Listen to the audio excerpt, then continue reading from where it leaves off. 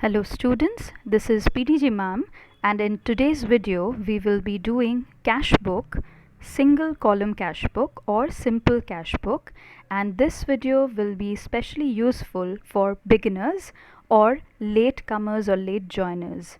Nowadays, 11s have started and some of you are still joining new schools and you're having difficulty in understanding the concepts which are being taught because quite a lot has already been done online.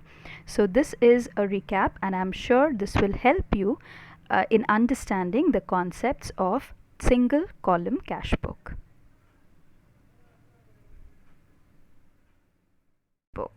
Now we will take up a simple sum, because this is my first video on cashbook and this is specifically meant for students who are very new and who doesn't have much idea about what is happening in accountancy classes for them. So the sum that I have taken up is a very simple sum. If you are very confident with cashbook and you're looking for very complicated entries, then I would advise you to skip this video and look out for the other videos that I will be making. Okay, this is for beginners. Let's take an example. Enter the following transactions in a simple cashbook of Vikas. Vikas started business on 1st April 2019 with cash 50,000. This is our first entry. The second entry is on 2nd April he purchased goods for rupees 20,000. Third entry, on 5th April he purchased goods from Ram for rupees 5,000. Whenever a name is specified, we do understand that this is a credit transaction. Okay, so purchase goods from Ram. So this means this is a credit transaction. Goods sold by him on 8th April was 30,000. Vikas withdraws 5,000 for his personal use. So this is his drawings. He opened a bank account and deposited cash into bank. So he's opening a bank account for which he's taking out his money and putting it into the bank. That is he's doing it on the 18th of April. Then he's paying some amount for printing and stationeries. Okay, and the last entry that we have here is he's paying salary to his staff on the last day of the month, which is 8. Now this is the solution to the sum which I have already worked out, but I will be now explaining entry wise, transaction wise. I will be taking up each entry and explaining you why we are writing some of the entries this side and why we are putting some of the entries this side. Okay, now let us come first to the format of a simple cashbook. So when you are given a sum, you will first write it this way in the books of Vikas, because if you remember the question was enter the following transactions in a simple cashbook of Vikas. So we are writing in the books of Vikas. Then we write the heading simple cashbook. You can also write it as single column cashbook.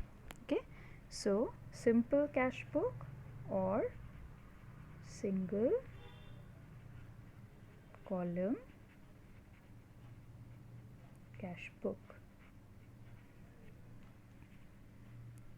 Then we have the two sides, the debit and the credit, and this is the format. We have date, then we have particulars, we have voucher number, ledger folio, then we have the rupees column, then again that is our debit side. Now we have the credit side. The repetition of this, whatever we have written this side will also be written on that side. So again we start with the date, then we have the particulars, we have the ledger folio and the voucher number columns, and then we have the rupees column. Okay, particular side, this debit side will record the receipts, whatever we are receiving in cash. Okay, that is this side will record all the receipts, and this side, that is the credit side, will record all the payments that are being made. You don't have to write these words receipts and payments. When you write the format, you don't have to write the word receipts or payments. This is just for your understanding. I have written it that way. Okay, You don't need to write. When you do the sum, don't write these two words. Now, since this video is for the beginners, instead of directly writing the entries here, that this will be in the to side, this will be buy, this will be in the debit, this will be in the credit, instead of doing it that way, first I will explain you the journal entry, and from the journal entry I will teach you how to post it into the cash book, so that the concept is absolutely clear. Okay, so first we will look into the journal entries and then we will come back to the cash book. Let's work out the journal entries first. When you are making a cash book, you will not have to do the journal entries until and unless you are asked for it. But this is, since I'm explaining it and I want things to be very, very clear in your mind, that is the reason I'm first showing it here and then I will be posting it to the cash book. Okay, so let's take the first entry. The first entry was Vikas started business with cash 50,000. Now whenever this entry is there, we know the journal entry is cash account debit to capital account. Vikas started business with cash 50,000. So the journal should be cash account debit to capital. Now how we will show this in our cash book? Let's see.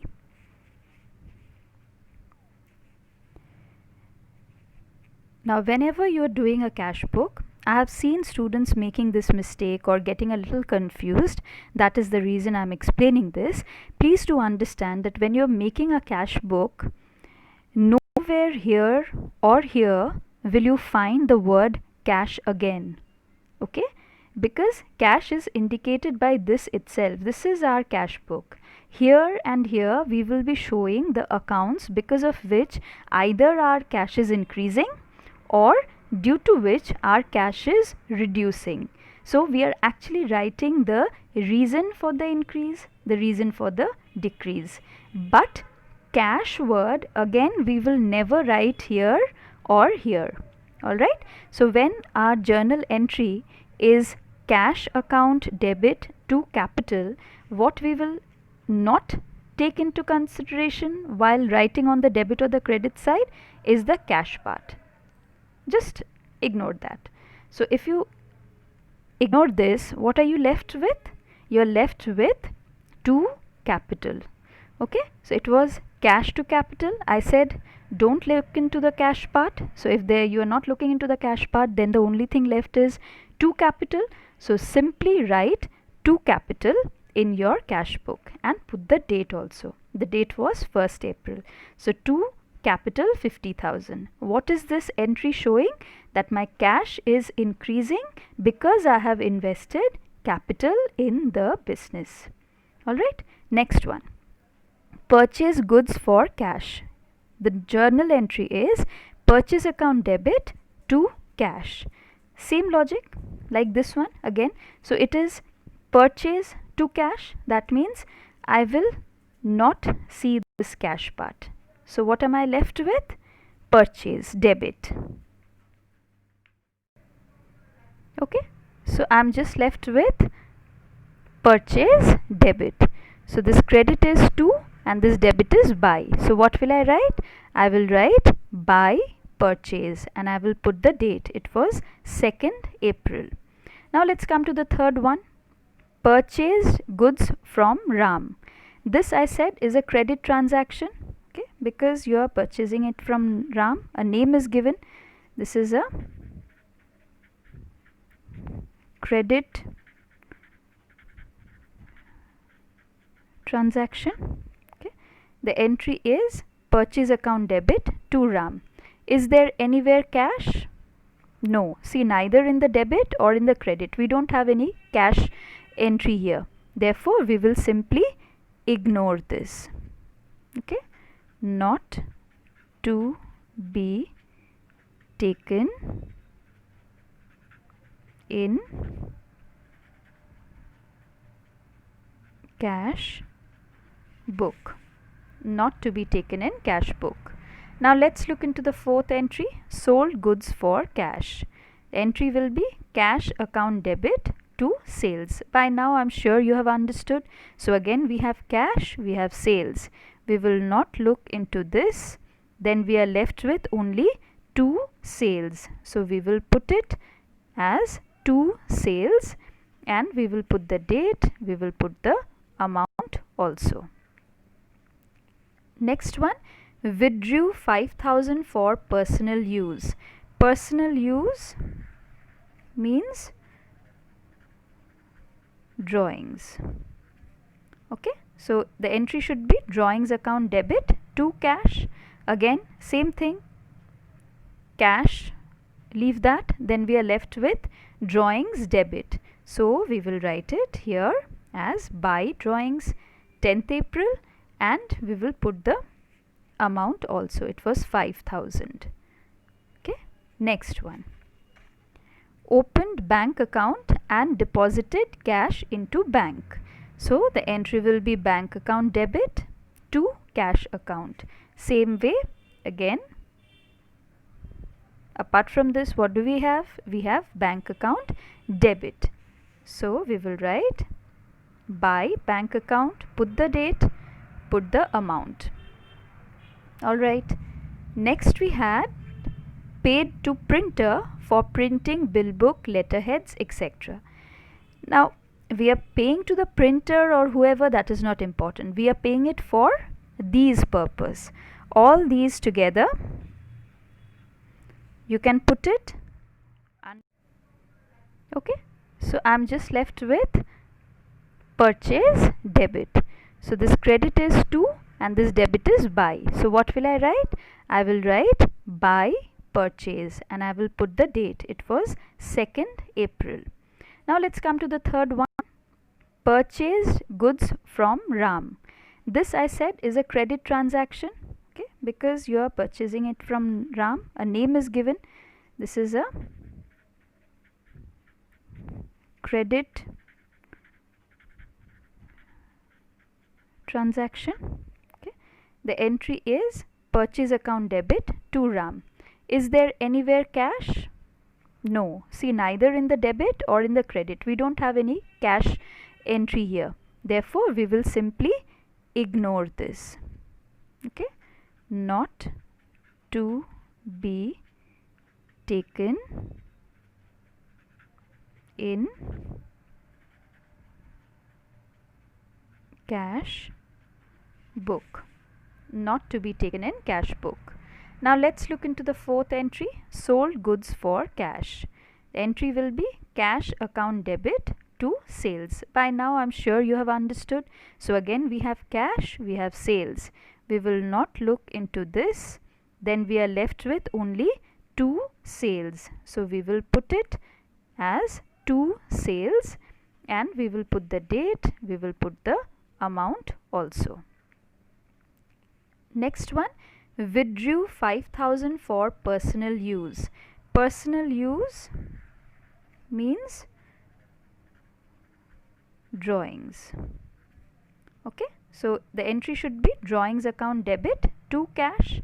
Again same thing, cash, leave that, then we are left with drawings debit. So we will write it here as buy drawings 10th April, and we will put the amount also. It was 5,000.